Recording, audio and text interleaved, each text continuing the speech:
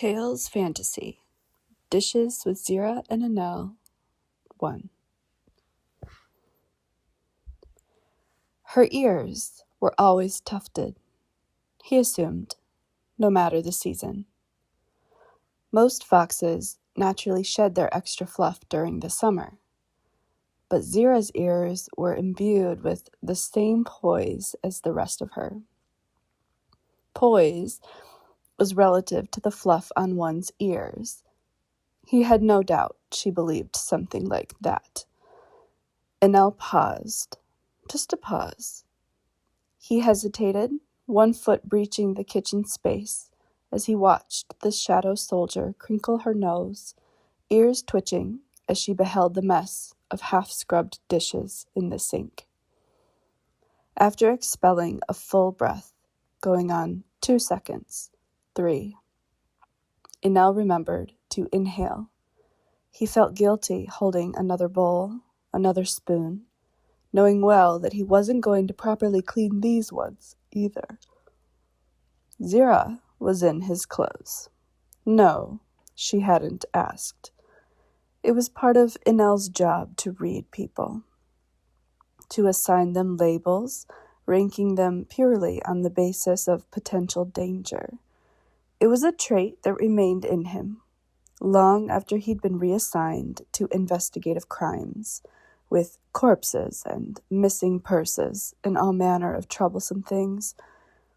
But inside, he was still a health and safety officer, one who was used to large venues, rambunctious crowds, and unidentified liquids splashed onto his uniform. Some of the first traits he'd assigned this fox, this headache, were: does not ask permission, ever, never inconspicuous, cannot be reasoned with. They had unfortunately bumped into each other several times, enough that Inell could say with utmost clarity, his first impression had been right. Xira wearing his clothes wasn't even surprising. Whether she'd rifled through his things while he still lay in the clutches of sleep, or she'd broken into his apartment and done it when he wasn't around, he'd have to flip a coin to decide. They were equally possible. If there was any problem, it would be that Inell was supposed to be wearing that exact shirt in no less than half an hour. Of course she'd chosen that one. Of course she had. Inell observed the judgmental squint of Xira's brows. For each nudge toward the other, her lips curled with it. Soon, she was fully glaring at the sink of dishes, and Inell decided he had better go stash this bowl in some drawer somewhere else. What is this? It was already too late for him. He'd known that, but keeping his dignity intact had been a nice dream. Inell cleared his throat, but before he could do much more than step onto the kitchen tiles, Xira had rolled up the sleeves of his button-down, a desiccated sponge in her hand. How do you live like this? Inell tried not to breathe as he approached the sink. Xira was tall, very tall. She could look him in the eyes, and he still didn't know how he was supposed to feel about that. His sister, his sister's ballet friends, even his female coworkers, none of them were this tall. He'd never met a tall vixen before the shadow soldier burst into his life. Quite literally, burst, shattering an ancient vase that cost more money than he would see in 7 lifetimes. On his watch, how gracious of her. I live fine, thank you. Xira's snort was derivative of herself. How many times had Inell been forced to confront that judgmental glare? She needed to learn new expressions. The sponge soaked while the shadow soldier continued to glare. Water spilled from the uneven tower of dishes, catching on an edge and wetting the elbow of his precious work shirt. Then she turned back to her prey. "You will help me," she said in the tone of a warning. This one did not ask for things. Clearing his throat, Inell strove for patience, for the type of hosting behavior that he'd never actually done before, but had witnessed many, many times. "Just leave them. You don't have to do all that." "I'm not?" Xira smiled. Inell's eyes lingered on the sharpness of her canines. They were edged in red, tattooed red. Illegal for someone like her, but he would expect nothing else. "You're going to dry while I wash. And after I get halfway through this pile, we're going to switch. I need to make sure you know how to wash your dishes." Inell could feel his shoulders tense at that gratiating tone. "I know how to wash the damn dishes. You used some, didn't you? Were they filthy?" "No." Xira considered this. A dimple appeared where she sucked in her cheeks to puff out her lips. She tapped a sudsy finger on the spot. I suppose you're right.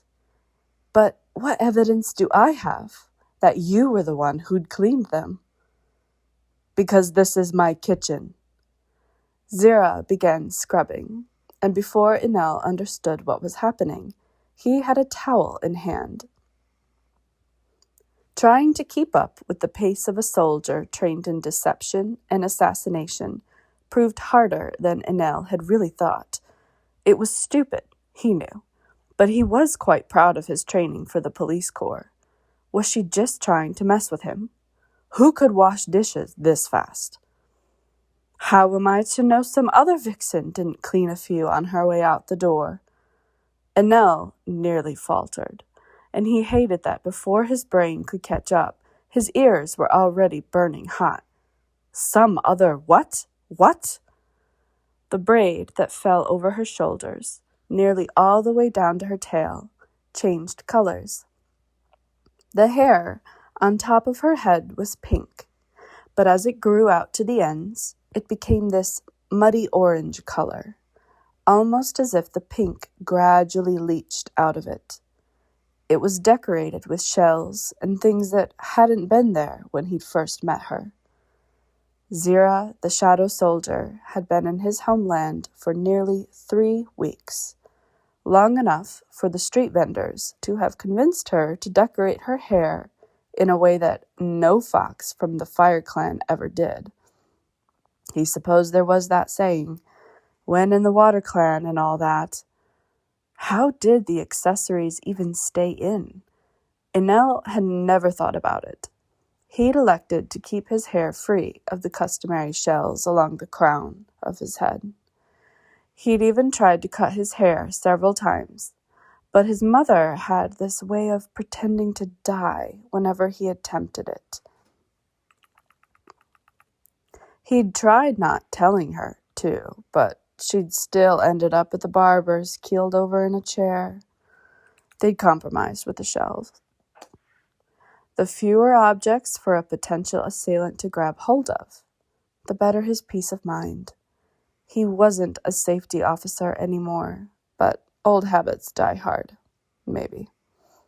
Inell only realized Xira had stopped scrubbing while he was zoning out looking at her hair. She was turned to him, a soft swoop outlining one cheek. Her clan's eye glittered something like hostility, or something like something. Inell felt more comfortable looking at her gray left eye. It proved that she had magic, but it also proved that it wasn't fiery. It matched Inell's left eye. That proved he too had magic, but that his magic was not watery. "I'm sorry, what?" he asked, raising both brows like his cheeks weren't heating the same as his ears, pretending he hadn't been staring at her with a bowl and a rag in his hands. You charm all the ladies by staring holes into them, or... Inell breathed, a bit unsteadily, but that was fine. He was fine. He totally had this. You seem to misunderstand.